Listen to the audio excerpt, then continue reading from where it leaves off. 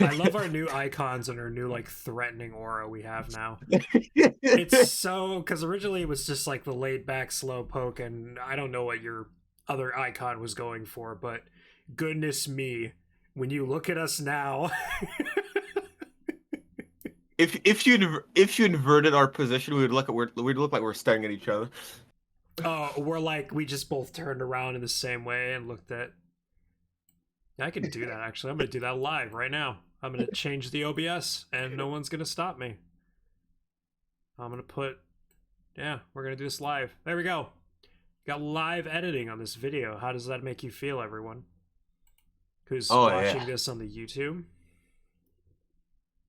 And Griffey, who is watching it live on stream right now Hello. You can watch it in the live on stream. stream at Thwill's Twitch channel that I will put a link to in the below. We'll just go So how back you and doing, forth. Griffey? We'll just go back and forth Yeah. between talking to the live people and the recorded people. It'll just be very confusing.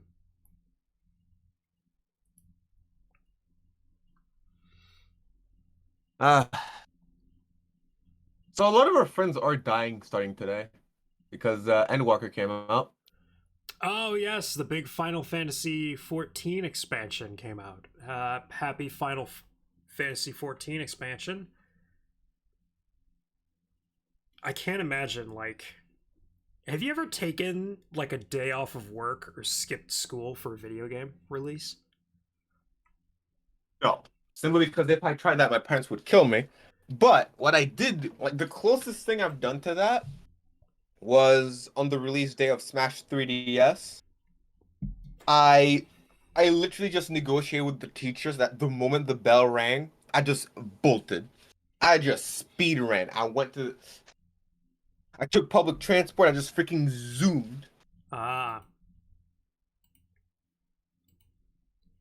you could do And there was a that. line. Yeah, like there was still a line, but like if I would like a few seconds more, it would have been a lot worse. I see. That is very entertaining, very yeah, I haven't done that yet. I'm thinking about doing it for Elden Ring. But I want to like make sure the game is coming out before I do that. I do know I'm canceling whatever game that ends up being on Saturday. Because I will be playing Elden Ring. As long as it's not my game. Actually, Because if let me it see. is, We we're could gonna have a see. problem. We're gonna have to see. I'm mostly joking about that. I won't. Because I don't. I couldn't sit down and game for 16 hours anymore. I can't do that. I'd get too bored. The longest gaming session I did was like consistently was when Twilight Princess first came out, the Legend of Zelda game.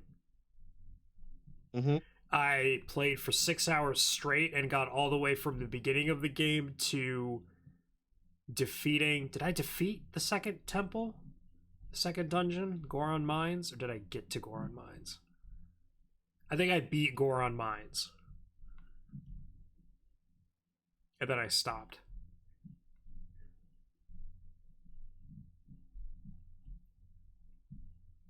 Boy, that game was brilliant.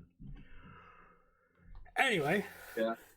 do Max, we. Max is because I did decide that I would get Elden Ring day one, like Ooh. my first FromSoft game, and Max is trying his damnedest to convince me not to get it. Why? He's like, okay, two reasons. Mainly, he's like, my PC probably won't be able to handle Elden Ring, so I won't be able to play with you. So, but get the original Dark Souls trilogy and play that with me. Aw. And the other reason he gave, which makes a lot of sense, is like, hey, From Software games are always like a bug-ridden minefield at release. Are So they on PC? buying it day one is not a good idea. I don't know. That's what he told me. I've never heard of that before. This is my first time hearing that. Maybe they're kind of sketchy on PC, but I've never heard that for console releases. Yeah. But yeah, because from so many people have tried to get me to play FromSoft games, and I'm like, this will be my first one. Hmm. Yeah. It's pretty cool, pretty exciting. I think you'll like them. I think you'll like Yeah. them from a game design perspective. Because they're one of the companies where you peel back the curtain and there's a lot behind it. And you're like, oh my gosh. And they do make mistakes, but their games, it's nice playing like Dark Souls 1 because you can't get Demon Souls anymore because that's a PS3 exclusive. You go from like Dark Souls 1 to Dark Souls 2, and then they keep a lot of things good about Dark Souls 1 and DS2, but did a lot of things different for Dark Souls 2. So Bloodborne comes out, very different game. People love that. Dark Souls 3 takes more from Bloodborne than it does Dark Souls 2 because they're reacting to that. Sekiro is more heavy on story. They kind of succeed, I think. But they're like growing as a company, you know what I mean? They're learning. They're growing from their position of already at the top of the world. Which makes me exciting when I see someone doing things well and then they're getting better and I'm like, this isn't their final form.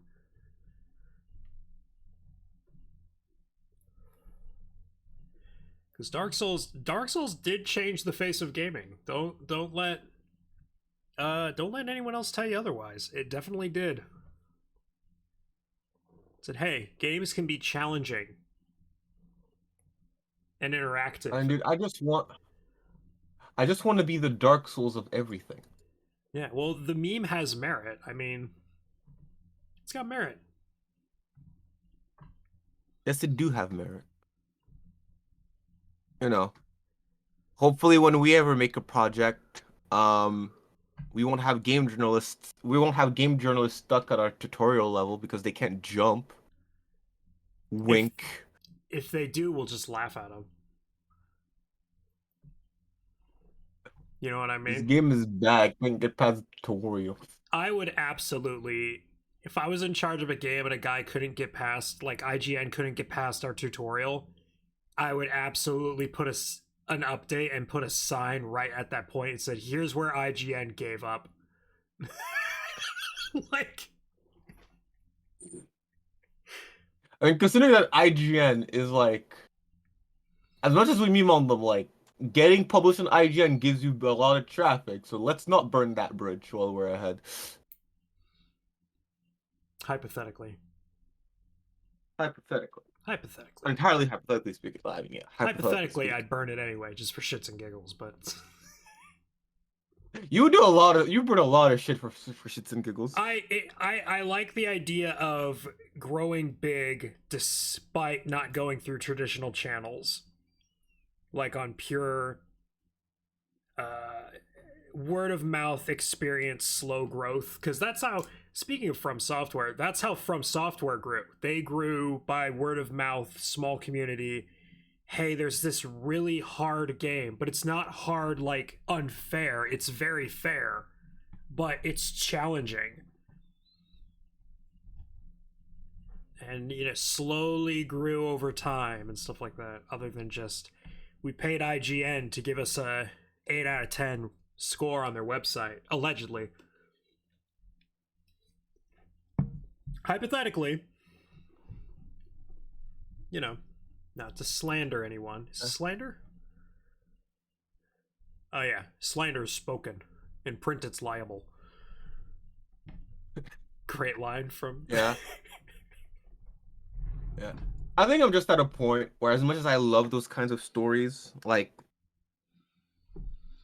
the thing is that companies and individuals like that are like the big minority. Like they're like so tiny in the grand scheme of things. Like so it's the exception that makes it fascinating, which means the likelihood of it happening to someone is very low. Yeah. Half of Because publishing is marketing, because even if you publish your novel through a publisher, if they do marketing, but they will put your books in Barnes and Noble, but that's it. You got to do most of the marketing yourself. It's actually very difficult to do. and that is actually something that I've been looking up. I've been looking up a lot more. That luck, or more so by the scientific term, chance, is like actually a quantifiable metric. Oh yeah. And when you when you look at success stories, like while hard work and talent does matter, a lot of scientists are realizing that like chance is actually a big factor between just doing good and doing exceptionally. Yeah. That's something. It's one of those things that, because of the way the scientific method works, scientists will often prove things that people have known for years.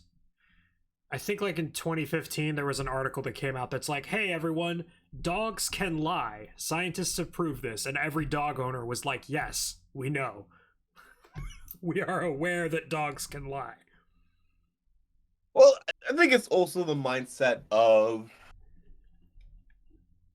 yeah, it's a matter of peer reviewing, right? Because a lot of people Yeah. can say things, but nobody's actually verified it. So it's one of those, yeah, no shit. I knew this for eons, but like, you could have been wrong. You could It's have been wrong, it's yeah, nice to but have the the, you know, 7,000 people who experienced it all being wrong at the same time, at that point we're talking probability. which is possible. Like It's folklore possible, is a it's big not proof of that. probable.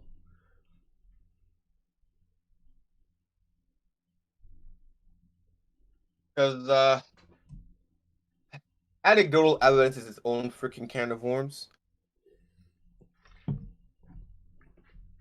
So Unless that's I all think you that's why, have. as a yeah, because I think that's why, as a person, um, while I do respect go-getters and I do respect daring personalities, I can't do that. Like I like to understand all the pieces I have on the board before going hunga bunga. It's about timing. So I'm It's about knowing when you need to hit the gas and knowing when you need to hit the brakes, from what I've experienced. yeah, because this is something because yeah, because that's the funny thing. The other day, Seabass was making a custom game of State of Decay. Not sure if you heard of that game or not. I have not.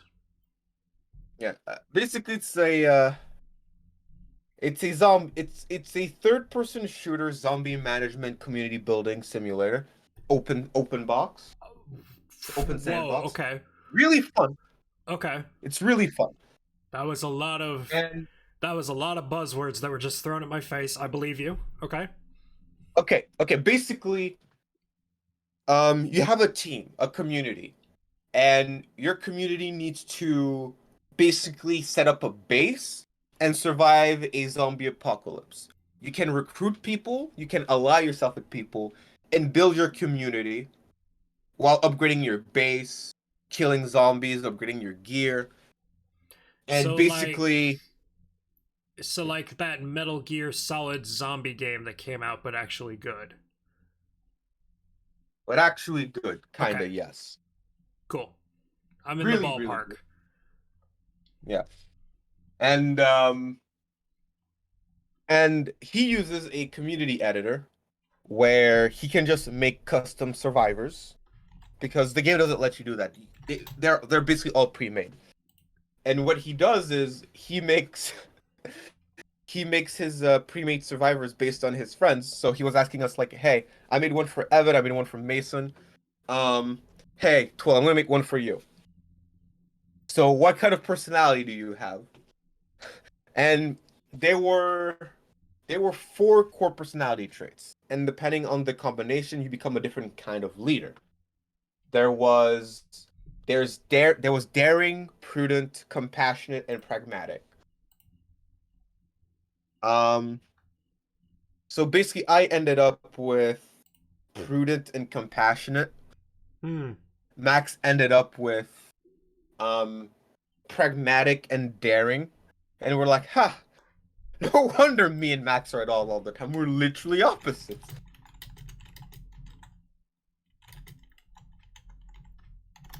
Yeah. Hang on. Chat might If you not be had able to hear you. chat can't hear. Ah, freaking damn it!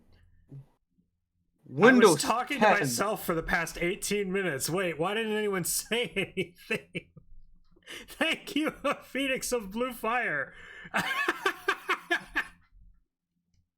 Damn it, Scott. Oh, that's so funny. Well, if you go to Oh, YouTube, afterwards you'll be able to hear the beginning of that conversation. I have Twitch chat muted. Thought you were reading from a different chat. No, you're good.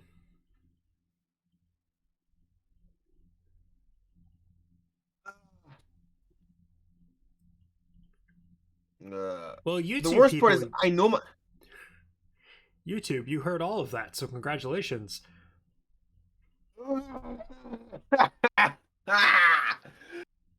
I know my computer's not dying. I literally built it last year. So it's just all Windows 10. And I hate it. Hey, Griffey. Hey. I'm not mad or anything. Here, I thought I was having an interesting conversation, and half of it wasn't being heard by you guys. I'm sorry. Well, I mean, that's what the YouTube is for. Hello, YouTube audience. You heard all of that.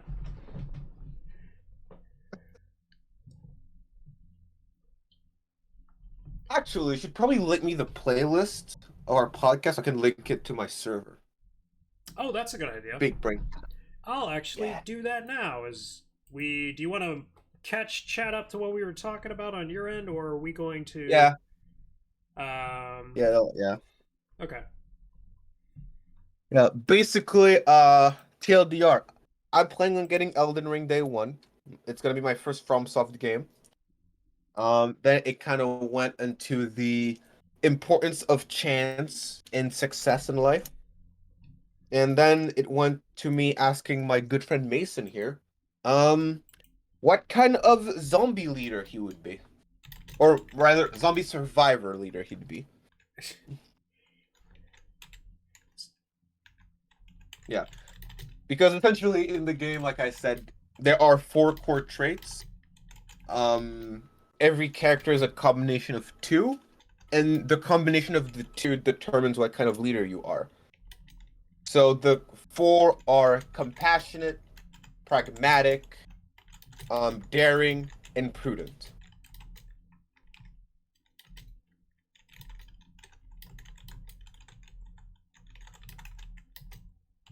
Which of those would you get? Run those by me one more time.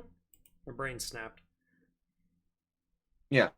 You can choose 2 out of those 4. Okay. What are the? Tell me the 4 I'm gonna again. write. Yeah, I'm gonna write them down. Okay.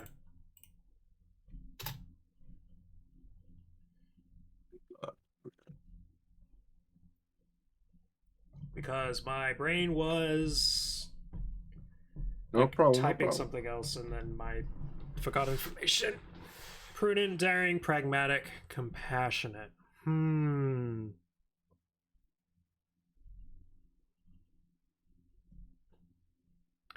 I don't know.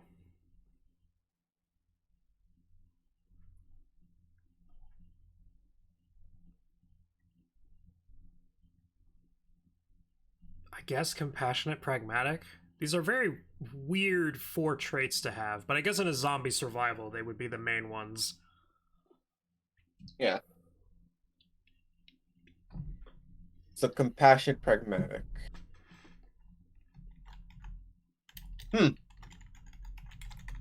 I don't know what combination that would give. Interesting, interesting. Yeah, cause cause Max got daring and pragmatic, so he got warlord. There you go.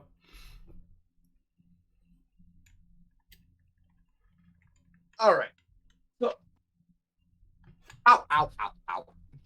So, without further ado, do you want to get into the meat and potatoes of today's thingamajigger? Sure. What is the meat and potatoes of today's podcast? Today we are discussing protagonists. Protagonists. Yes. The Protagonist. good, the good ones, the bad ones, the ones in between. And basically we can just discuss our favorite tropes or our least favorite tropes regarding protagonists. Yeah. So we got kind of a late start today, so I think we're just gonna kind of throw a bunch of stuff on the board. For those who are unfamiliar with what a protagonist is, it's your main character. It's not the main character. It's who your story is about. You know, the hero of your story. It's the Goku for the Dragon Ball Z. It's the Dresden for the Dresden Files. It's Harry Potter for Harry Potter. You know, the main Yeah. the main home slice. I think I grabbed a Yeah. smorgasbord of Yeah. stuff there. Yeah, because that's the interesting part when you start digging into literature, when you start realizing that like yeah, usually main character, protagonist, and hero they're usually the same thing, but when a writer knows what they're doing, they can separate all three. Oh, that's my Because favorite part of writing is if you know what you're doing, you can just start breaking rules. same thing with music, which is one of the things I love. Which is one of the things I love about music. I mean, Oh yeah. that applies to mostly anything except physics. You don't want to break physics. Please Yeah. respect physics. Our lives depend on it. But I had a professor who somebody asked them a question, and I think her response was, "If you know what you're doing, yes. If you don't know what you're doing, don't do that." I wish I could remember what they were talking about. Yeah. Because as much as I hate it, Fairy Tale did that, where the protagonist, the hero, and the main character were different. Like the Hmm. main character was the big boobied blonde, the protagonist was Natsu, and there were a bunch of heroes. Actually, no, the hero was Natsu, but there were a lot of protagonists because Yeah. there were three protagonists in Fairy Tale. Yep. So let me think on how to balance this. Okay. So let's do the likes and dislikes because I think that is easier to listen to and more interesting, and we'll get more fiery for it. Thwill. Let's go. Do you Yeah. want to start with likes or dislikes? You know what? I've been fighting with Windows 10 half of today. So I want to start with some positivity. All Positivity. right. All right. All right. So, so my likes. This is this is already kind of a hot take. But this is a hot take that is slowly becoming prevalent again. So basically, one of my favorite protagonist slash hero tropes is the Paragon. I Ah. really like Paragons. And what is a paragon? A Paragon is a character. Actually, let me just get a proper definition because I know what it is, but that doesn't mean I know how to explain it. That's fair and 'Cause, reasonable. I always find myself being like, I know what this word means. I know this concept. Wait, do I know this yeah, concept? And I quickly look it up just to make sure I know what I'm talking about. yeah, yeah. So, according to TV trope, a Hmm. Paragon is a character who lives to help others, but in a way that shows those people how to help themselves.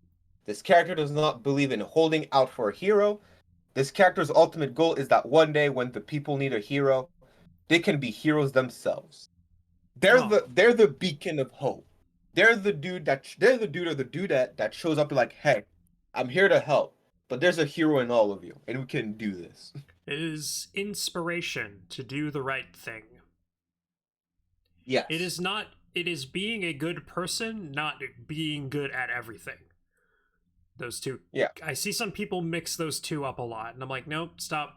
A Paragon is not a Mary Sue. Yeah. The problem is that Paragons in recent years have kind of become a quintessential slang for the boring Boy Scout character. Just the character that's milquetoast, like, ha, justice, good, without the nuance that comes with all of that.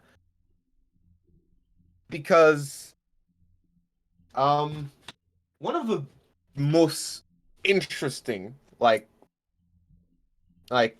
trope threads that I think could happen. Paragon will marry your Sue. Yeah, one of the most interesting things that you can do with a Paragon is basically what they did with Captain America in the MCU, where it's not, they don't change, but everything around them does. So what does the Paragon do in that situation? Do they break? Or do they just stare the world in the eye and say, no, you move, because I'm not changing who this is. I love Civil War so much. That's the best Marvel movie, Captain America Civil War. Like, don't at me. It's and I love that part so much because everyone's like, yeah, Captain America, you choose Captain America's side, you stick to your morals, you do whatever you think is right, no matter what the other people tell you. And I'm sitting here thinking, that only works because Captain America is the Paragon. Like, if that mentality was given to any other character, we would be like, no, that's terrifying. Yeah, no, it is absolutely terrifying. And I mean, I think the movie did a decent job at showing like the merits of both methods. Yeah. And that's why Infinity War, because Infinity War kind of showed up, slapped everybody in the face, and basically like, hey, the true solution was in the middle, idiots. Yeah. Because it was never expressively said, but that wasn't the subtext. And I do love me some subtext. Delicious subtext. I actually watched a video today on subtext. It was amazing. Yeah. It's pretty darn Yeah, good. because I was actually talking to this about Evan and Dustin the other day, and I feel like that's probably the thing that makes me dislike Western media a lot more than I used to. Which is weird considering that like I'm a fan of manga and anime. It feels like a lot of Western media doesn't understand subtext anymore. Like it's we're doomed. We're doomed. Oh my gosh. We're doomed. Oh my gosh. Do you see it now? When anime looks at us and says you lack subtext, we're doomed. It's just over. It's it's true. I mean, not in the novel writing world, but the novel writing world, it's its own bubble. But yeah. It's because it's a lot of like it's good surface level stuff, and then you start digging into it and you're like, wait a minute, I don't like the moral of the story actually, because this contradicts this, which contradicts this, and it just becomes a cesspool of just, did anybody proofread this? And I think that's why the MCU is a lot better than what people give it credit for, because yes, it's popcorn fun, but there's still good subtext in there for the most part. Like, not all of them, but like there is some. Griffey. I know writers who use subtext or subtlety, they're all cowards. Yeah, that was an actual thing that was said. I don't know if that was a meme, but I saw a video today where a guy used that line. His whole point was like, yeah, that's wrong. Anyway, yeah, it's fascinating. It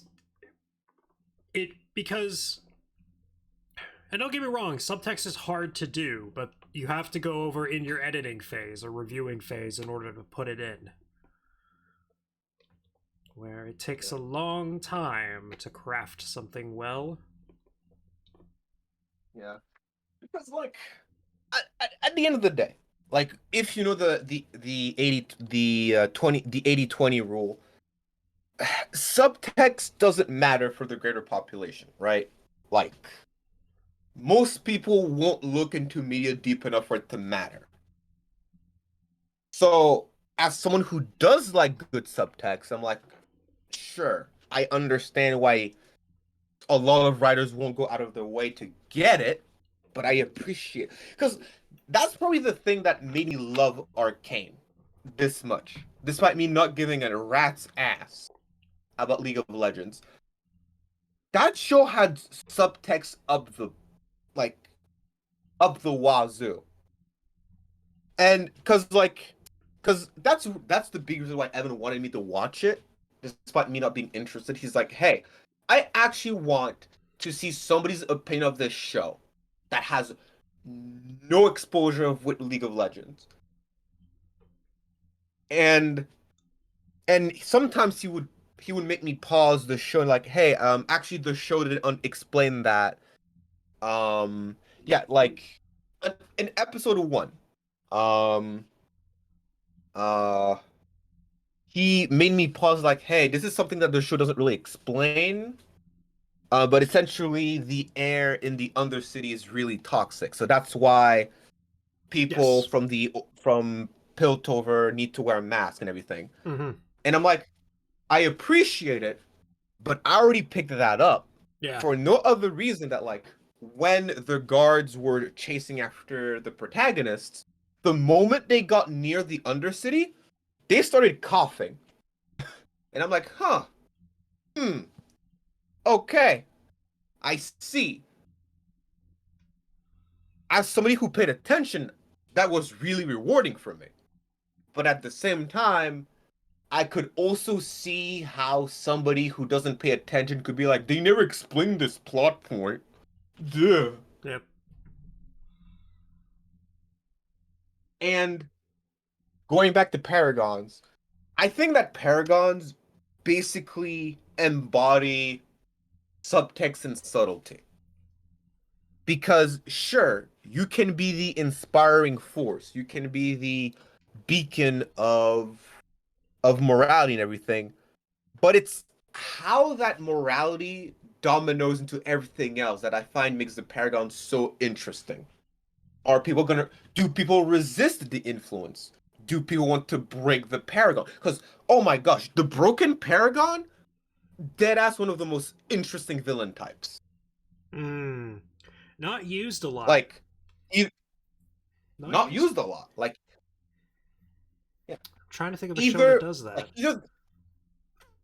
Mhm. Because I think the only broken Paragon that comes to, like, that immediately comes to mind in recent years is just evil Superman from Injustice. But it's always evil Superman. But yeah, like, just think of, like, it's such an interesting trope. Like, just the dude or the dudette, because we're fair here, that gave everything and it didn't work. And they're like, fuck it. Everything goes down. Or inversely, which is arguably even more interesting, the Paragon that didn't change at all, their core values are exactly the same, but they become a villain because society around them changed. It's the same fundamental character, but because their motivations are at odds with society now, they're the antagonist. Yeah. So, like, for example, like a chaotic good Paragon that is stuck in a lawful good society is like, yeah, but no. Ah, I want more Paragons. I need more. You need more. Need Yeah. So more what do you? paragons. Yeah. What do you think of the trope? I think paragons are very nice. The strong suit for a paragon that people need to keep in mind is that most of the paragon's tension comes from the paragon interacting with other people. So you need other characters there to bounce off the paragon. So a lot of times, sometimes I'll see a show that tries to do a paragon, but they forget that. And there isn't any other characters to bounce off, so it just turns the paragon into the Mary Sue by accident. But I enjoy a good Yeah. paragon, and yeah, that's kind of where it is. I wish I had a hotter take than that, but I enjoy a good paragon every once in a while. It's pretty good. Yeah. It's it's definitely one of those tropes that I think gets misunderstood and misused because of people's modern obsessions with, you know, complex and broken heroes. The Ah, need to subvert shit. So playing well, it straight. So ironically, we're in an age where playing it straight is a subversion.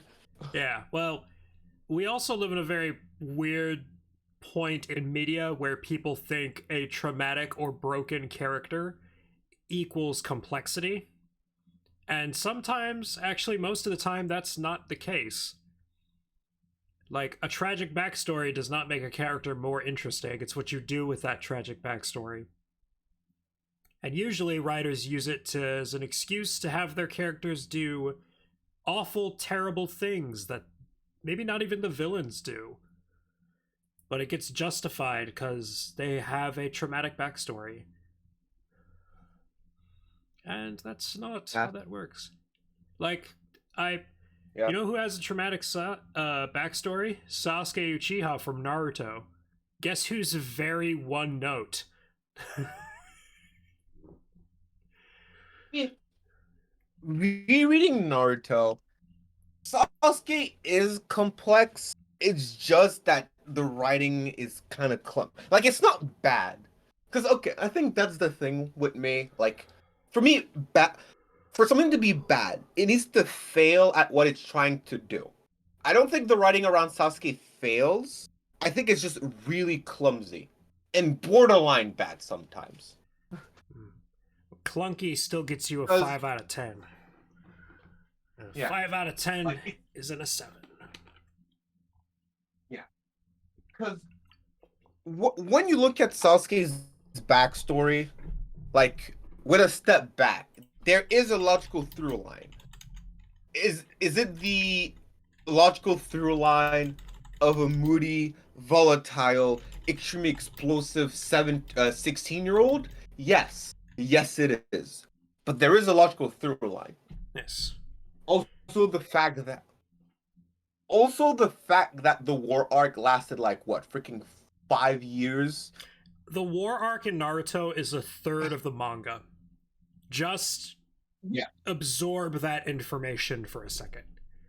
Your grand Yeah. finale is a third of the series.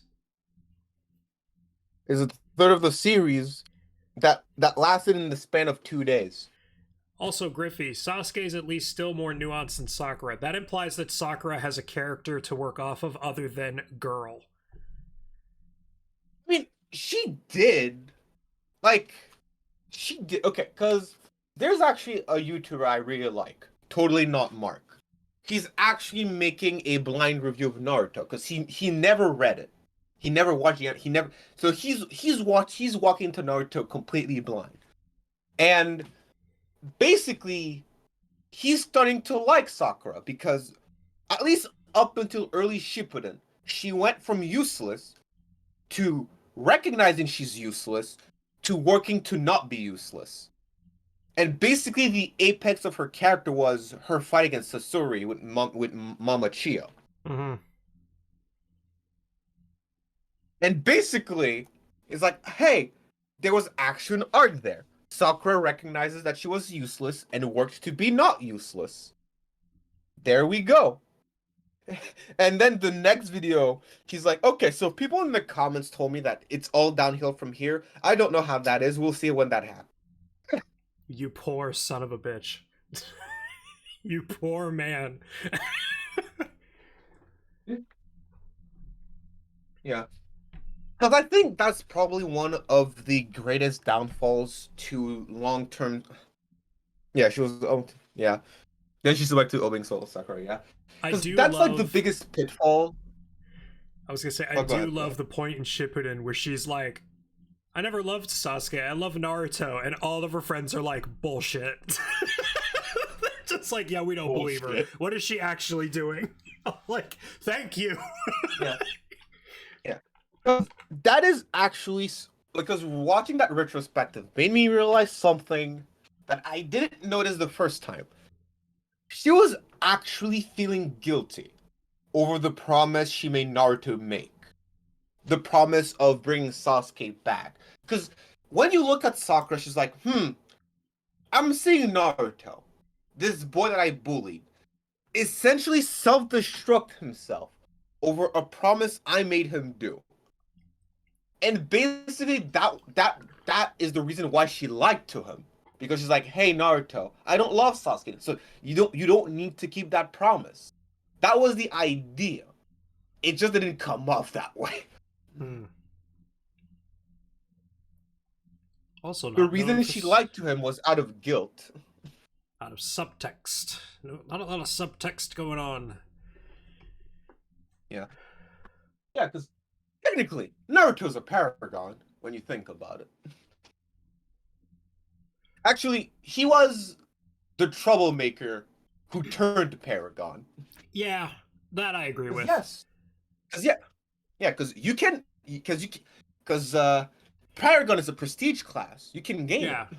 you got to spec into that. You need a couple levels here and there before you can actually get it. Do you know what point in the series he turned into a paragon? I actually know the point. I would say the pain fight. Oh, that late? Really? I would say Because his first full paragon moment was when he fought Gaara. that was his paragon moment, but I feel okay. I feel like in tabletop terms, the Gaara fight was when he started getting the feats for it, but the pain fight was when he just dead ass got the class. Okay. If that makes sense. He turned full into his own, full paragon at that point. Yeah. Because if we base Paragon by the trope definition of he's the dude who inspires others, like there were sprinkles of that all around, but literal like I think the moment where the village literally throws him into the air and hails him as a hero, that if there's nothing more explicit Paragon than that, I don't know what is. Yeah. Because basically the pain fight was the moment where it's like, okay guys, we can't win this. The objective isn't to win, it's to buy enough time for Naruto.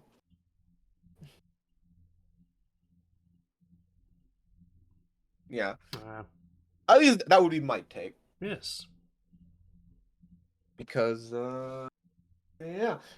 Because I think that before the pain fight, he was a bit too explosive to be a Paragon. Like he kept getting possessed by QB/Kurama way too often. Yeah. Which is actually an interesting part of his character arc. Yeah. He was the wannabe Paragon where the moment something got a bit too hard, it's like, okay, demon, give me your powers. I'm gonna blow shit up. Let's fucking go. Yeah. That was back in the day when inner dark sides was a very was like everywhere.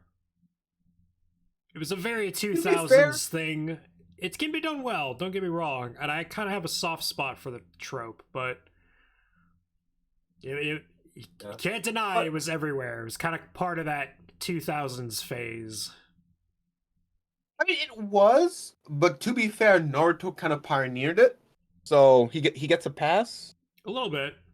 Naruto, Bleach, anything that tried to copy those two series. I can't think of Western media that really tried to do that, but Western media is very pick and choose. You can kind of select the bubble that you want to be a part of and go from there. Yeah. Yeah, that's pretty much that.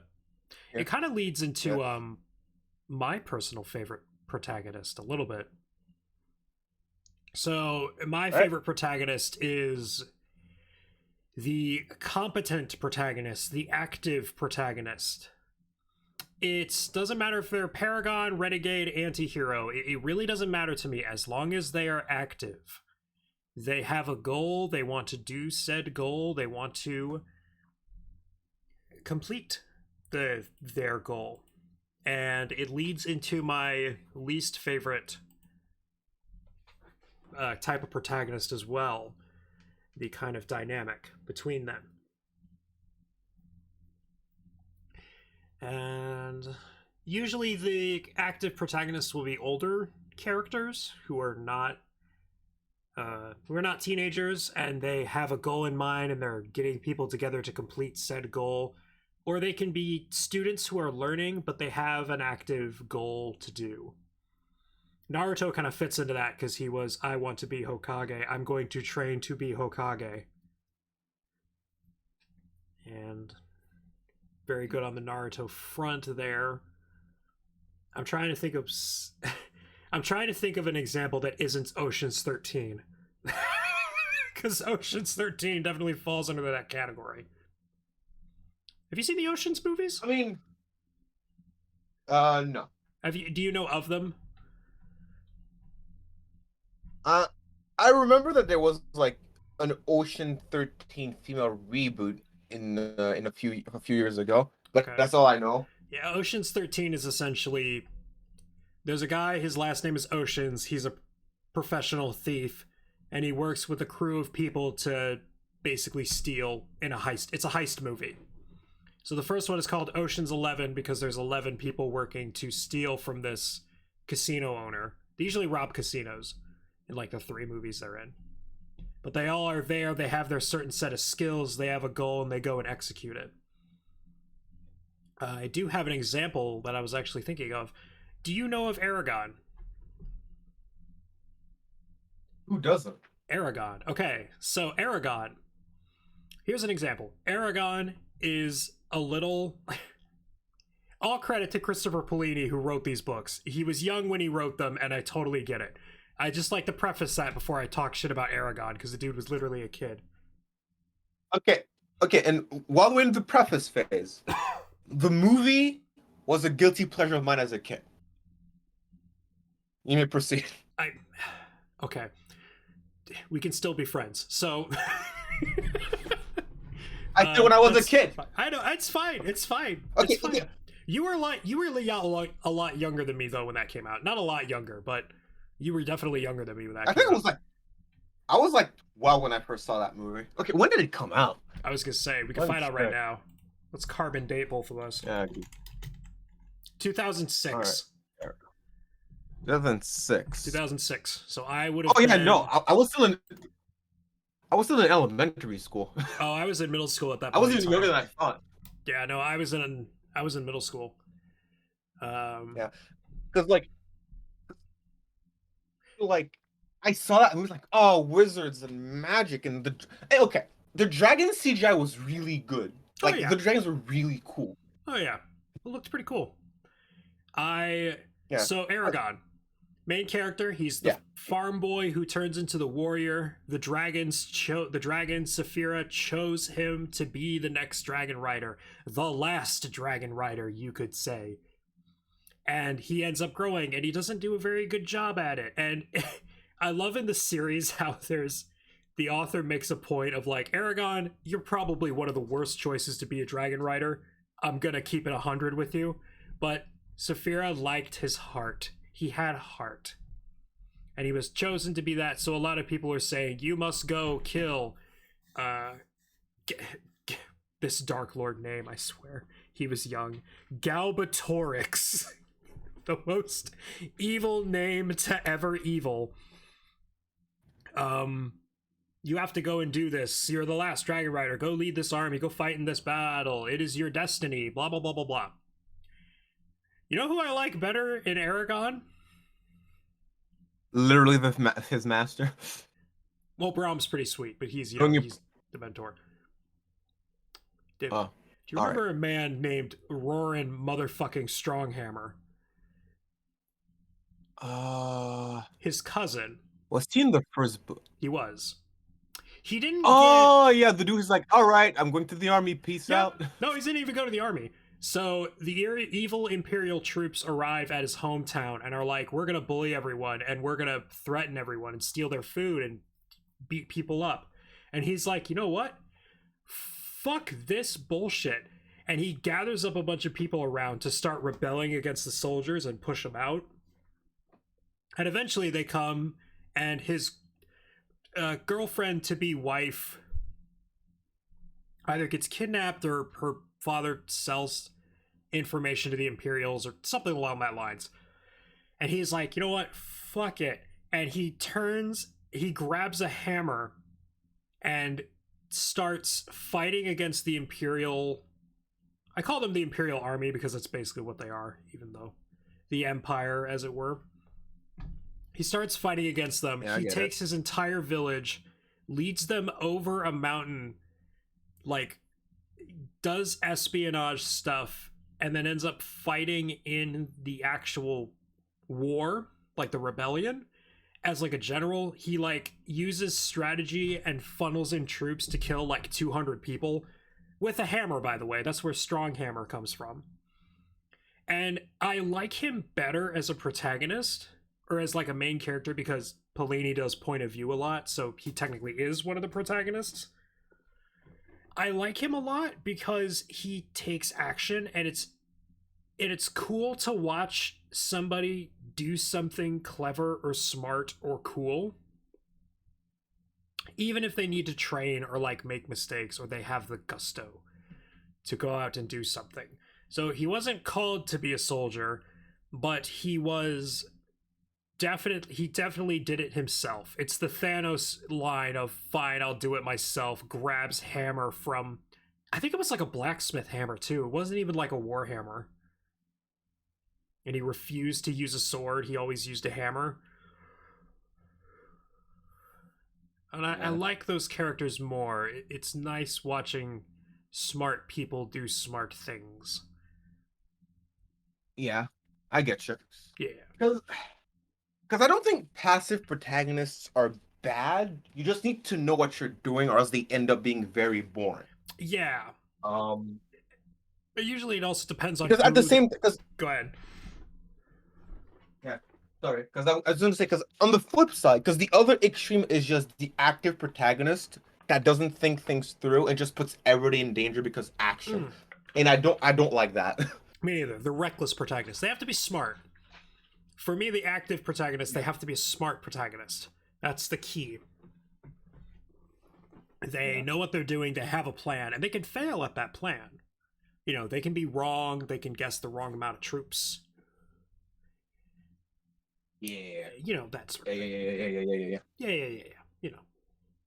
Yeah. Because I was actually thinking about that the other day. I mean, the other day, and honestly, the other day I mean a few months back. Yeah. What does it mean to be an everyman protagonist? Because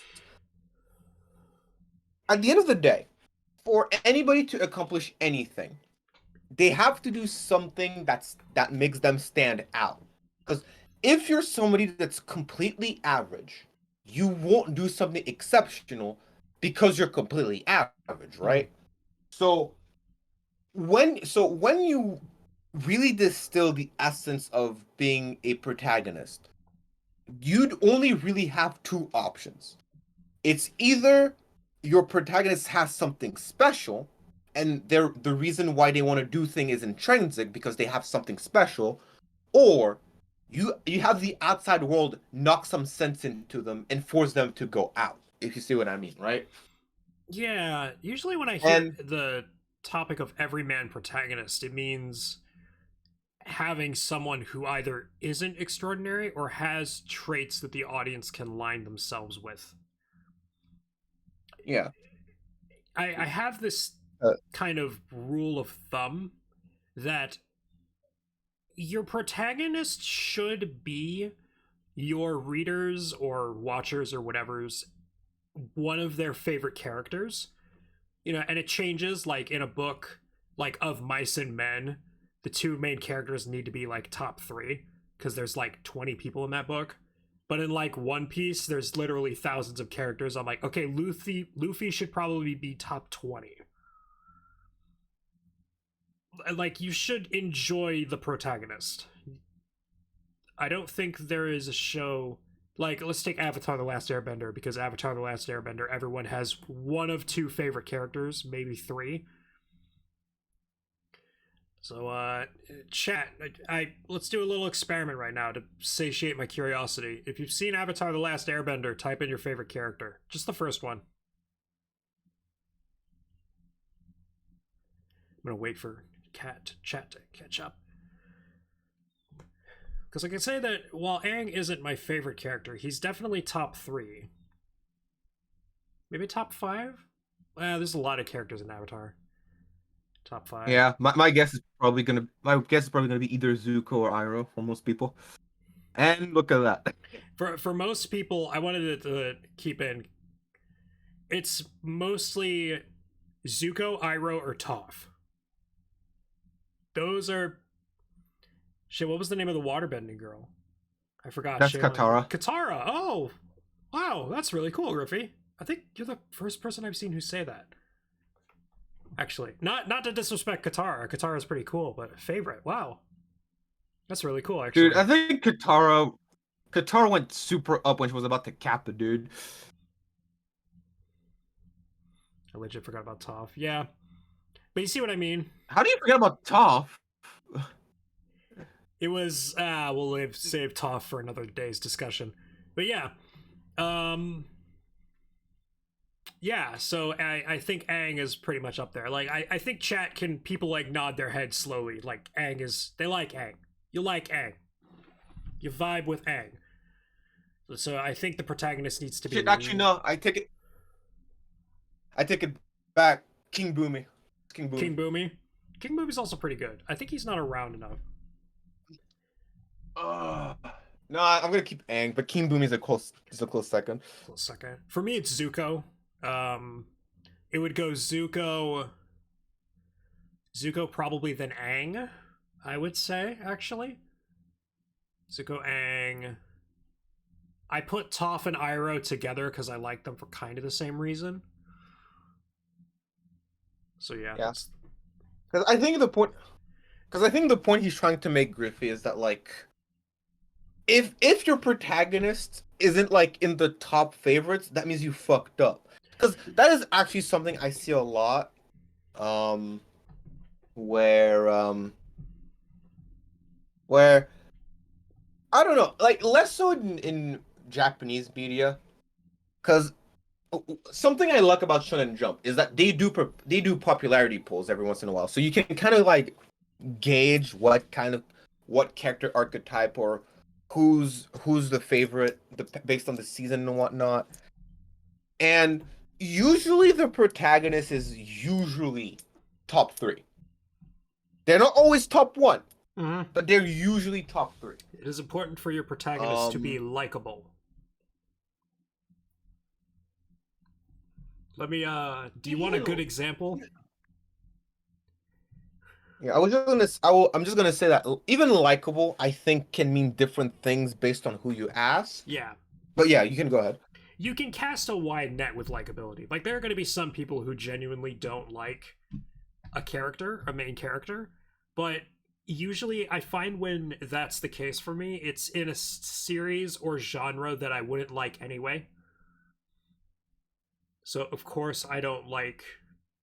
Why is this the first... Okay, so I don't like the movie Mean Girls, right? But I'm not the target audience for Mean Girls, okay? Let's just be fair. So it's like, of course I don't like any of the characters in that movie. I'm not the target audience. I don't find it funny. I'm not going to like the movie. I'm not going to like anything there. But that's fine. But likability is very important. I forgot what I was going to say. It's your ADD just yeeting an idea right out the window. And it's gone. Was I going to talk about Talos? I think I was going to talk about Talos. You were gonna give an example. Okay. Yeah, you were gonna give an example about So, character likability. I've been listening to Warhammer 40k books. I don't want to say grimdark science fiction books because the books try to make it less grimdark, so you can actually cheer for your main characters and not have them be awful people. One of the series that I read was a guy named, hang on, I need to get his name right because I end up flipping his name. His last name is hyphenated, and I don't want to get it mixed up because this guy made my, like, that trilogy of books he made is my favorite. Aaron Dembski Bowden wrote a trilogy of books based on the Night Lords. And The Night Lords? The Night Lords. The Night Lords are a faction of Space Marines in Warhammer 40k that are essentially, they're very bad people. Their favorite thing to do is to slaughter. They're Chaos Space Marines, so they're like evil Space Marines. They live in... Oh gosh. It's hard to explain this without explaining like all of Warhammer 40k. They're very bad people, let's put it this way. Their favorite thing to do is to run into civilian sector, skin everyone, and then throw their still alive corpses in piles. Like, this is what they do. I swear to you, by the end of this book series, I was cheering for the main character, who was very villainous. But he had one or two likable traits in that menagerie of being despicable. It's kind of like how Zuko was at like book 1 of Avatar. He was definitely the bad guy, but he had this code of honor about him. You know what I mean? He had an eye on his shoulder. He had an Iroh on his shoulder. Even without Iroh on his shoulder, did Zuko ever like threat? No, he burned down homes, I think. Did he? No, that was the Rough Rhinos. No, that was in the movie. Yeah, and that was in the movie also. The movie not doesn't in count. The actual show. Nah.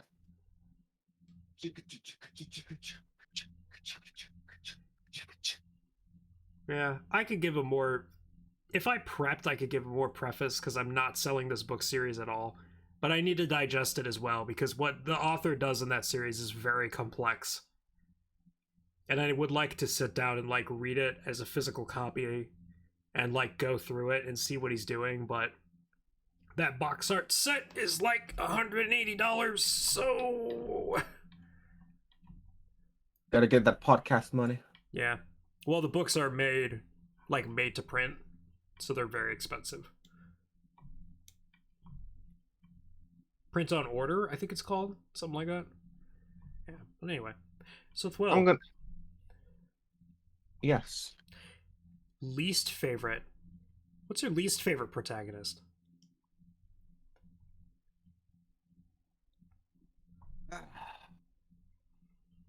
See,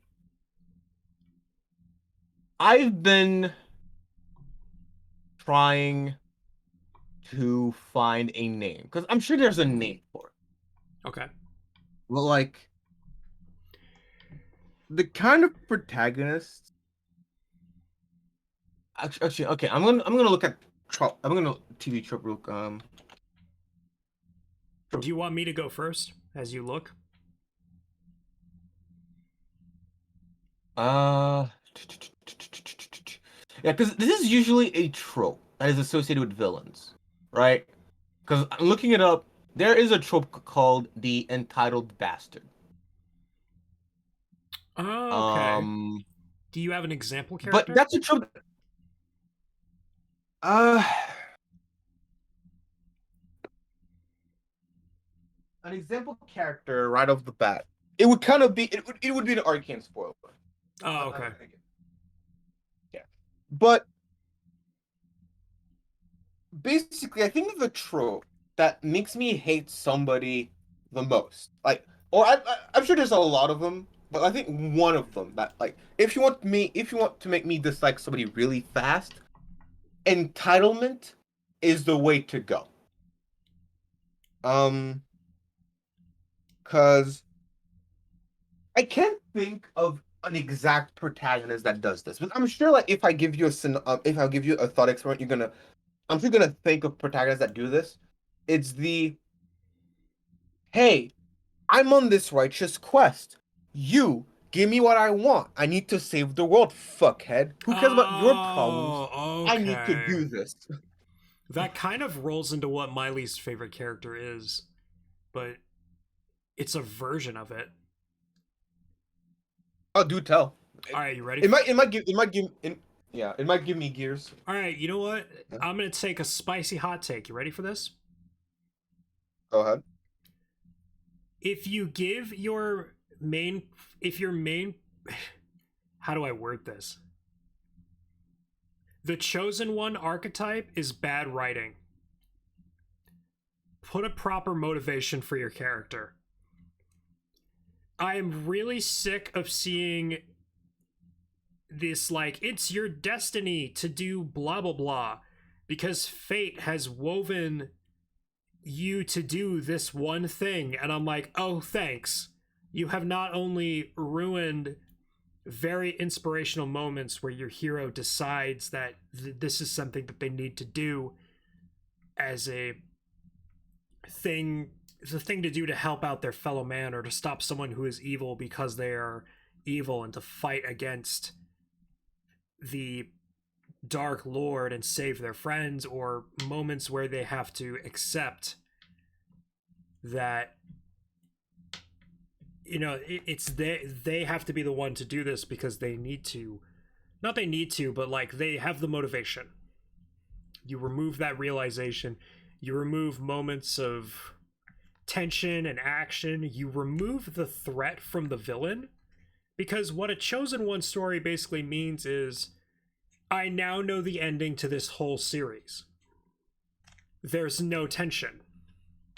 Because if the stars have foretold that, like, the hero will win, why am I worried if the hero is going to succeed in this plan or not? Even if they fail, they're going to win eventually. It's not going to have a negative effect. Because usually chosen one hero kind of nips at the butt of Mary Sue a lot. Not all chosen one heroes are Mary Sues, but a lot of Mary Sues are chosen ones. And it gets really frustrating because it's a moment where hang on, Griffey, we'll get to that. Where I just think the alternative is so much better. And it's more, I think it's also a lot better for the audience members to connect to. Because I think a lot of people don't feel like they have this great destiny to follow. And it's nice to know that, you know, you could get a better situation if you fight for it or something like that. Instead of, I'm the chosen one, shower me with acceptance and everything will be great. Also, Anakin Skywalker has a lot of problems other than a chosen one prophecy that has less to do with him being a chosen one and more George Lucas following a plot archetype way too close. Yeah. And that prophecy has a lot of issues with it. Yeah. To where the chosen one prophecy for Anakin is a problem, but it's a problem for different reasons. Yeah. I think that, like most things that we're gonna discuss here, there's definitely a way. There are multiple ways for me to see chosen one plot lines to be done well. Because if anything, that is an actual, like, there's a very good moral that you can have with a chosen one plot of just, people tell me because this is something I feel personally. Because I have parents that believe in me. They Whoa. really want me to succeed in life and everything. You have parents? I know, shocking. Wild. Yes. Damn, dude. And they're That's a like, mood. "Hey, son, you're a smart kid. Son, you're a smart kid. You can go far if you believe in yourself." But I never felt that. I never felt like I was worth their expectations. I feel like this is something that kind of taps into my feelings when I see a good chosen one, an insecure chosen one. It's like, hey, um, you're the only one who can do this for X reasons that I can elaborate on later. But this protagonist is just like, I was, I was literally a janitor like 2 weeks ago. Why am I of all people the chosen one?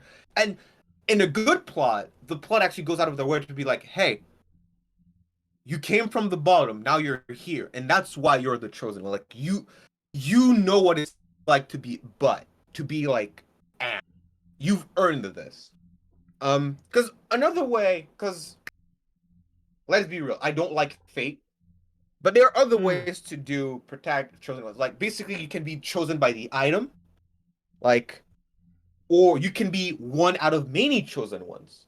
So it becomes a who's going to be the chosen one to get it done, or maybe because also being a chosen one could also be like, hey, you're from a clan, and only this clan can do it, but your clan died, so you're the chosen one literally because you're the only person left that can do the job. Like there's a lot of variation on the chosen one archetype that can be made interesting, but I generally don't like the one about fate personally. The other thing I would say is, and I may be making something actually that plays a lot with the chosen one archetype and how utterly horrifying it is. Because you are a farm boy. Let's go with the farm boy example because that's what a lot of people do. And you know what your ambitions in life are? You want to be a farmer. That's kind of what you want to do. You're a good person. And then a sword falls from the sky and says, you're going to save the world. Like, now you have to put your life in the way. And you have to put your own. Like, your life gets flipped upside down. You have to do this, or else the world will die. What are you going to do? Are you going to say no to that? Like, are you guaranteed success? What do you get afterwards? Why were you chosen? Why wouldn't you choose something else? It's a horrifying situation to be in because you didn't pick that. It's like you got drafted. And then they give you the nuclear launch codes and says, whenever you think would be best to win the war, launch the nuke. And it's like, why me? Like, why am I in this situation? Yeah. And I do think that, and I think I'm kind of hitting a couple points you said in a row, so I apologize for kind of giving you like a shotgun of topics to pick from. But I'll forget them if I don't. So, no, go ahead. It always gets fucky when someone's like, you are the chosen one to do this because you started from the bottom, now you're here. It's for a nice Drake reference for the fucking boomers or millennials out there who remember that song.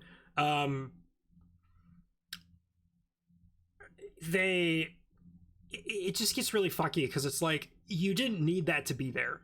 You could have had them grow. You could grow, you know, I don't know how to word it. It's like, we're already at the destination. No, you didn't need to double down on it. Yeah, I definitely get that. But I think at that point, and I'm going to play devil's advocate for a bit, I think what makes those interesting, it's less so the necessity of it, but the character study aspect of it, if that makes sense. The plot didn't need you to be the chosen one, but the situation that gets created is an interesting one. I am not qualified for this. Why is this happening? But you work your way into being qualified because at this point you kind of have to. The growth by necessity. When done right, that's a really interesting plot thread. When done right. when done right. Yeah, Um, and this is a very yeah, specific kind of chosen one because, again, chosen one can be stretched out beforehand. It's more yeah, when the chosen one archetype is used to cover a lack of active protagonistship. Like he joins the yeah, rebellion not because the empire is evil or they killed my family or they're oppressing the people or everything else. It's because I was chosen to be, going back to Aragon, even though I don't think this is the case for Aragon, a dragon rider, and I'm the only one who can help them and save them and fight the evil villain. yeah. Because I think that's how it was But in I the think beginning of Aragon, but then Cristobal Polini did.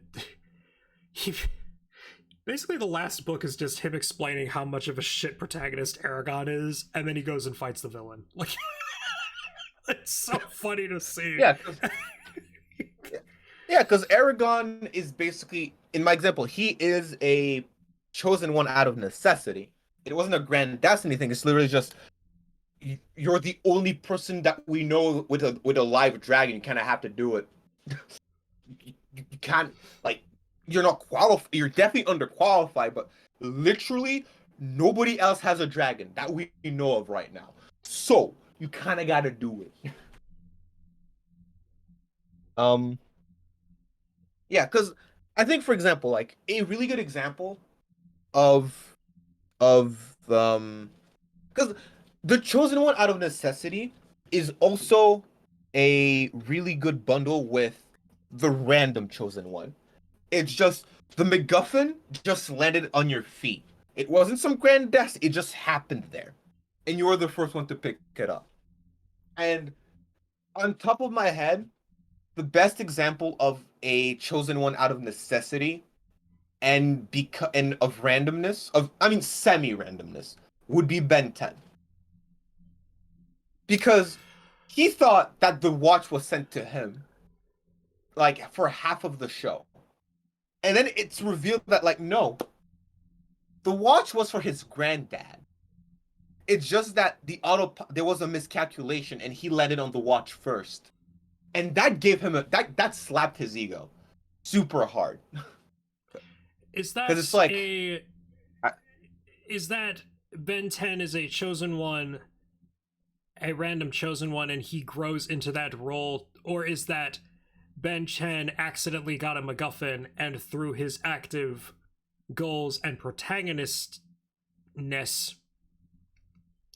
grew into a more interesting hero to watch? I feel like half the both. time when you have situations like this is a very complicated way to say I am not a chosen one and I'm just an active protagonist. It's both. Simply because basically the owner of the watch is automatically the chosen one. Simply because of the kind of power the watch has. And because of everything the watch can do. So just getting the watch makes you the chosen one. And because of that fact, for a good chunk of the show, he had a big ass ego. It's like, I was chosen by the watch. I'm the chosen one. I'm the hottest shit since sliced bread. I'm great. Yeah, because he's also 10. Because he's also 10. He's also 10. Like, okay, that is like a one of factor. the yeah, because one I mean, dude, I love Ben. Like Oh, I he's a love it too. shitter, but it's like Well, I mean, is yeah. there one episode where he uses a alien ghost to go sneak into like a secret like EA and play the beta of a video game that isn't out yet? I'm like, that is absolutely something a 10-year-old would Yes. do. He would transform Yes. into the smartest alien to hack into his Fortnite account and give him V-Bucks. I mean, that's what I'm like, no, that checks out. Yeah. Yeah. So basically, yeah, like the show kind of baits you into thinking he's a chosen one, a destined chosen one, like or like a chosen one that like the watch was sent to him for a purpose, Mm. and then like the show pulls the rug from the guy. Like, no, like you got the watch because of a sequence of bad decisions that happened. And even after those bad decisions, I sent it to your grandfather as an emergency. And the most powerful weapon in the universe landed in the hands of a 10-year-old. And that just slapped his ego so freaking hard. Like, that demolished them. And Nah. basically, he went from... Nah, I'm sorry, continue. No, you can go ahead. I was sitting here thinking, like, I was just about to say, nah. It just, to me, it sounds like a more complicated way of being... He did find the watch, he did get it through accident. But I think it is more... I don't know enough about Ben 10 to see if there's actual, like, a prophecy dumped onto him. Although I did come up with a book idea, actually, as we were sitting here talking about this. Yeah. So, you know how whenever the Chosen One is chosen by, like, a god or goddess to bring light to the universe or defeat the bad guys and sunshine and rainbows everywhere? So you wake up one day and a great old one like Cthulhu is like, you're gonna destroy the world. You have zero say in this. What do you do? Yeah. It's just less. I don't know. To me, the alternative is always more interesting. I'd rather have a Roaring Stronghammer than an Aragon.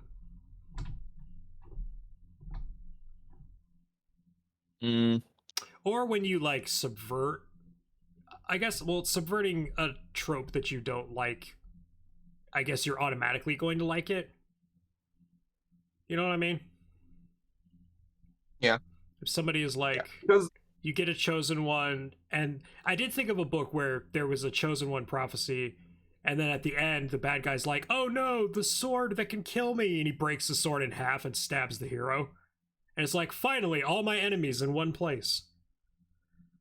Yeah, I made that prophecy. What did you honestly think I was weak to, like, steal from a village, a seaside village 10,000 miles away from here? Why on earth would that work on me? And then it turns out the villain's just weak to arrows. And everyone's like, wait, we can fight the villain. We can do this. We will overthrow the evil dictator. We do not need a prophecy to do so. We will seize the means of protagonist ship ourselves. Grab your hammers, brothers. Yeah. It's like the narrative version of the communist uprising. I think this is probably what a lot of this podcast is going to turn into. Us realizing that, like, the more I'm looking at it, the more I'm starting to realize that there's probably no such thing as an inherently bad trope. There are just bad times to use a trope. Oh yeah, bad ways to do tropes. Yeah, because while you were talking, I did double check, and as written, the Chosen One. Take it for granted that they are the only one. These characters have been chosen by some force and are now the only ones capable of resolving the plot. The methodology may be imprecise, and bonus points apply if Chosen One is actually used in the work. So Chosen One, the trope is you are the person you are the only who can solve the plot. Yeah, but then you get that gets, like, really tongue twisted, because it's like, if, for example, I'm a janitor. So if, like, a toilet gets clogged, they're like, you are the only one who can solve this problem because you're the only one on duty. Like, am I the Chosen One? Or am I just... You would be the... That's my job.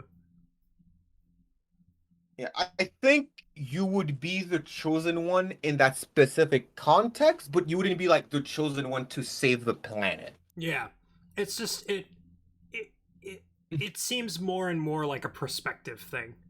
Where I'm like, we could shift this perspective, and then I think you get a lot more out of your plot. And more character interaction, too, actually. Yeah. Because looking at the sub-tropes, there's the Birthmark of Destiny. There's the Chosen Many that I didn't mention earlier. I like the Chosen Many. Because you can do a lot of stuff with the Chosen Many. Oh, this is like a group has been chosen as opposed to... Yeah. There is a bunch of chosen ones walking around. Imp Salazar, 50 rounds from an anti-armor artillery rifle. How did it guess my one weakness? Yeah. Oh no, my one weakness, bullets. Yeah. Then an extension of the chosen many, the chosen people that I did mention earlier. Like if you're a clan. Yeah, that's the chosen wannabe. Chosen wannabe. Yeah. See, this is probably one of my favorite tropes of all time, and that can only happen in a chosen one plot. The dude that wants to be the chosen one, but he can't. You know what? Because I've seen plots like that. You know what I thought of immediately when you started talking about that quote? Did you ever play Tak and the Power of Juju?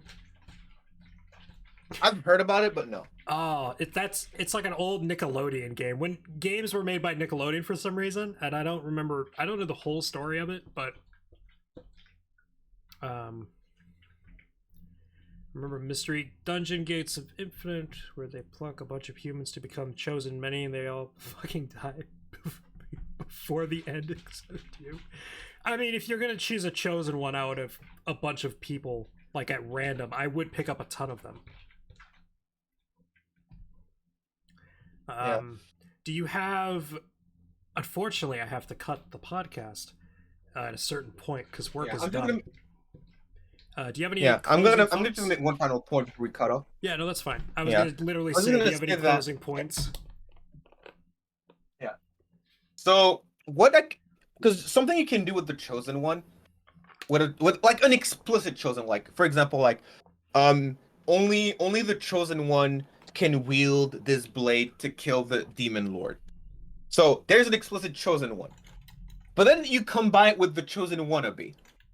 And the chosen wannabe is the protagonist and ends up winning because he doesn't kill the demon lord. Like either purifies them, redeems them, freaking starts dating them, whatever. So they're not the chosen one. But they basically did the chosen one's job because they had to find an alternative. And I don't think I've ever seen a plot do that yet. Or if I have, I don't remember it. The chosen wannabe kind of solving the plot instead of the chosen one. In that way? No, I don't think so. Because the chosen one usually comes with a prophecy, and that means that there's only one way to beat the villain. So... Yeah. But if we got into that, you would beat the villain by ignoring previously established rules, and then we'd have to talk about foreshadowing and consistency and rules in your magic system and why you don't break them immediately to rise tension. One Piece? You and your fucking dials. From the stupid Sky Island arc. It can only moral be of the story, once. writing is difficult. Moral of the story, writing is difficult, and most questions are like, is blank bad? Yes it. It really depends. Yes. Which is actually the fun part about writing, because if you know, to loop it back around to the beginning, if you know what you're doing, you can basically do whatever you want. You just have to make it work. Same thing with visual arts. Same thing with music. I mean, most art in general, really. Yeah. And also, it's the fact of recognizing that even if you do something well, doesn't mean people are gonna like it. Oh yeah, I mean, that's just a given. And just because you do everything wrong doesn't mean people still won't like it. Butchered that sentence. Fairy Tail, Sword Art Online, Star Wars sequel trilogy, Star Wars the prequel trilogy, Netflix She-Ra. I mean, to be fair, people memed on the prequels. People started liking the prequels ironically, and then Disney Storytime was like, you know what?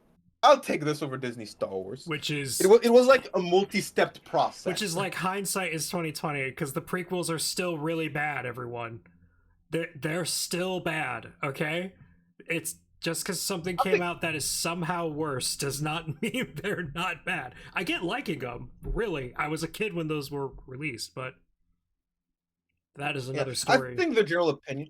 Oh, go ahead. Yeah, I think the general opinion is that they're not good, but they're enjoyable. Like, I feel like even people who like it's like, yeah, they're not the yeah, but I like them. Yeah, I mean, you can enjoy. They have good moments. They have good moments. But yeah, Go to Work by Trusty Steed. I swear I want to get a poster of inspirational quotes because I saw something at one point in time that was literally an inspiration that someone told me is that there is someone out there who has your dream job and is doing it at an absolutely mediocre level. They are just milking a paycheck day by day. They don't care that they have that position and it's whatever to them. And somebody posted underneath, It says, whenever I struggle with writing, I have a picture on my computer screen of Poe Dameron from episode 9 of Star Wars saying, somehow Palpatine returned, and it gives me inspiration. Unironically, I would put that as an inspirational quote for writing, because that was a multi-million-dollar studio project, and that was the only reasoning they gave us for a shit show number of reasons, but the fact that it was still in there. Look, Fortnite gave them a lot of V-Bucks to have that entire plot point be in their game. Yo, I'll give you like 100,000 V-Bucks to everyone on your staff if we can do this. Sold. Gosh, I don't know. My grandkids love the Fortnites. Sure, go ahead. Yeah. Look, Super Smash Bros. Has got like a really good roster of cross-genre games, but Fortnite's getting there. You're gonna have Thanos, Ariana Grande, Rick from Rick and Morty, and Naruto just in the same lobby. I mean, for me, it doesn't hit the same for another reason. Like, Smash is a celebration of gaming. Fortnite just feels like. Well, Fortnite is a celebration of capitalism. Come on. Yeah, it's a celebration of capitalism and pop culture, which pop culture in its own right is fine. In its own right, it's fine, but I like how humble Smash is. Really. All right. Well, unfortunately, I do need to take off because of work. You're all, yeah. Chat. You have a good day. You know what? Good day. No matter what, if you had a bad day today, did you have a bad day, or did you have a bad 5 minutes that you thought about all day? Think of that. Found that on one of those stupid motivational posters the other day. Thought it was actually... At some point we should have like in one of our episodes, we should just have like 20 minutes just looking at AI generated inspirational quotes. Oh, those are so funny. Yeah. All right. Goodbye, chat. Goodbye, chat. You have a good day. All right. Okay. Dick, come my dick.